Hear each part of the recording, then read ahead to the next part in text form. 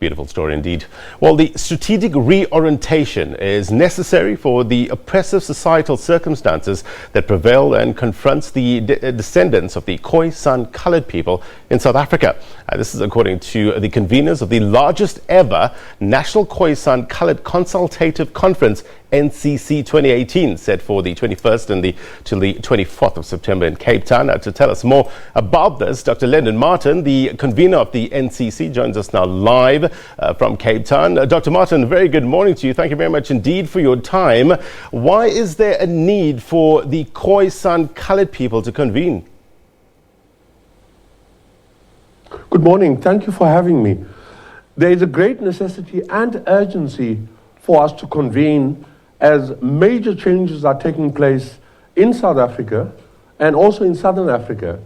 And we have felt that because of the impact of the past and the increasing nature of exclusion and marginalization, that it was necessary for us to gather under the heading of unity towards the future. And this has set the basis for us to discuss much of what flows from the past into the future, for us to begin to address both strategies at the practical level, but also to address the necessity of an overall unity taking us to the future. You mentioned unity, Dr. Martin. How is this conference going to deal with the fragmentation, so-called fragmentation of the struggles and leadership of the Khoisan people? Well, we are extremely aware that we are coming to an end of an entire history of fragmentation that goes back to the times of colonial conquest. The issue here is that colonialism could never tolerate the actual, starting even at the family level, of the Khoisan people who had been conquered, to address the nature of their oppression, their exclusion in terms of being a people that has survived up until the present. So we are dealing consciously with fragmentation and addressing it at the level of how our experience will actually feed into transcending this history of fragmentation. Dr. Martin, earlier this week we had a chance to speak to a gentleman called Abdeen, a researcher, and he says, and I just want to put it to you, he says it's very dangerous for, as he put it, for the Khoi and the San people to refer to themselves as the First Nation. Now I want you to listen to this clip and I'll get your reaction afterwards. From a scientific and a genetic anthropological point of view, Africans were in South Africa, and we talk going back anywhere between 175,000 to 200,000 years. All Africans. These weren't Khoisan people. These were Africans, a group of Africans with two distinct lines, and the mitochondrial DNA reads, I have a cold, reads L0 and L0 and L1. Now, L1 and L0 are the two children from our most recent common ancestor, where all human beings on the entire planet, all groups originate from. This woman and this group and these two children, these two female children, originated, well, this is what scientists are believing now for a number of reasons, and I can spend 2 hours talking about it and give you evidence of it, originated in the Pinnacle Point cave system in Mossel Bay. They then, 125,000 years ago, due to sudden inclement weather and we were living in an ice age, and there was a flooding, a massive flood, which went inland 261 kilometers. They then, over a period of time, 20,000, 25,000 years, they then migrated all the way up to Nigeria, where I am right now. Now, when I put this argument forward to the Khoisan community 3-4 years ago, they were up in arms saying I'm mad, I'm taking the side of black people, blah, blah, blah, blah, blah, blah. However, I've been scientifically vindicated. Abdeen there, a researcher. When you hear something like that, Dr. Martin, you're dealing with First Nation status at your conference. What's your response? What's your reaction to that? Well, first of all, the gentleman who claims that he's vindicated is in no way qualified either in anthropology or prehistoric studies to be able to give any authoritative position in relation to the Khoisan and First Nation status.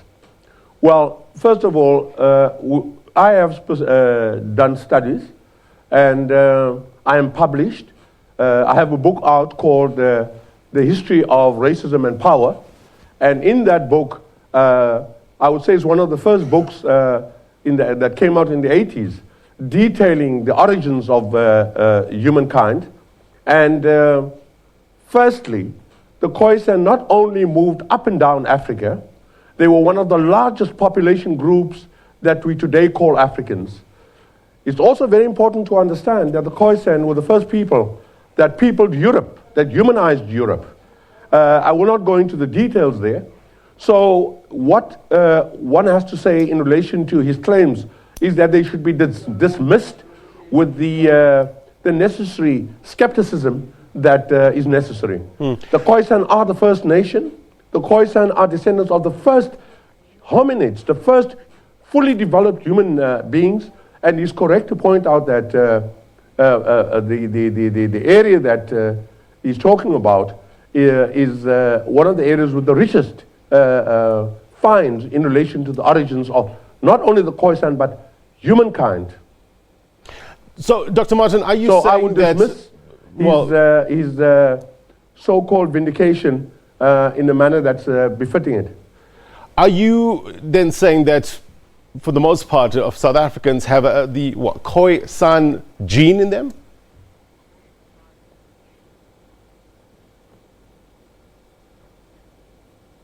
Dr. Martin? Dr. Martin, sorry. Yes, I can hear you now. I was just asking, yes, I was just asking, are you saying that, can we surmise that there's a little bit of Khoisan genes in all of us here in South Africa? Well, the humanization that took place via the Khoisan took place across Africa, Ethiopia, as one of the other sites, but right into Europe. So scientifically, we would have to say the Khoisans are the parent population of humankind. And until that is disproven authoritatively, this remains the case. One of the other burning issues that I'm sure is likely to pop up in your conference is the issue of land, isn't it? The issue of land ownership, the issue of First Nation status. What's your take on the expropriation of land without compensation? Well, first of all, let us address the historic truth that in Southern Africa, in particularly South Africa, starting with the Cape, the Khoisan population were brutally conquered and prevented from assembling to resist as the South African state grew.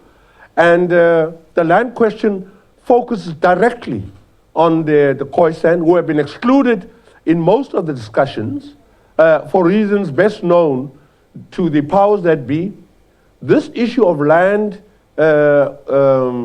remains one of the key issues in terms of the restoration of the Khoisan, as well as the issue relating to First Nation status. So what would be fair to you, Dr. Martens?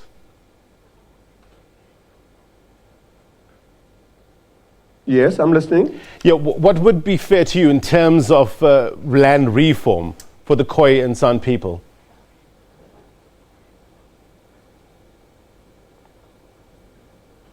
Well, the Khoi and San, in terms of their restoration, have not given up to be at the center of the discussions on land restoration and reform. Mm-hmm. Do you believe South Africa was founded on stolen land, Dr. Martin? Well, South Africa was founded on genocide and stolen land. This is a historic fact, no matter how revisionists attempt to address it, which will come back to haunt us. The country we call South Africa was wholly established on the basis of stolen land. Dr. Martin, I just wanted to touch on another issue, and the issue of the term coloured. And I know there's sensitivities around that. What is the current debate around that? Well, the Khoisan people as a whole reject that term as a term that was imposed under conditions of enslavement and total disempowerment. The Khoisan are reclaiming the restoration of their heritage, and hence the term Khoisan is being increasingly used to address the question of the ideological imposition of this very derogatory term coloured. I mean, as you know, the term means someone who is filthy, someone who is extremely excluded, and there's an entire history to the etymology. So what we're experiencing in the term coloured is a racial dissonance that has been systemically integrated into the state. But coloured people are not what that term refers to. So what are you doing to address this issue, Dr. Martens? Any redress? Well, as far as we are concerned, we are going to persist with addressing this level at government level, but as well at the educational level within our communities. Its time has come, and our government knows that this is not an issue that the Khoisan people will abandon. You know, you spoke about the educational part of it. What about the schooling system? Do you think the history of the Khoi and the San people are adequately taught at schools? Well, we have to address this quite honestly. Our educational system is nowhere near to addressing the truth of the heritage of the Khoisan in South Africa and in Southern Africa. So that needs to be redressed, and already there are writings that have begun to appear, and our conference is addressing this matter in terms of it having to be brought into the public discourse. Okay, let's talk about this conference. Who can we expect? Who are some of the role players, some of the stakeholders there? Well, the primary stakeholder in redressing the situation in terms of Khoisan heritage is the state, but also the various stakeholders in the country. Arts and culture, for example, has a primary role to play, and the Khoisan themselves. Dr. Martin, we thank you very much indeed for your time, Leonard Martin, and we wish you all the best in terms of your conference. We'll try to catch up with you maybe after the conference and get a bit of a debrief on that. Dr. Leonard Martin is the convener of the NCC 2018. Thank you very much indeed for your time, sir. It's 10:30.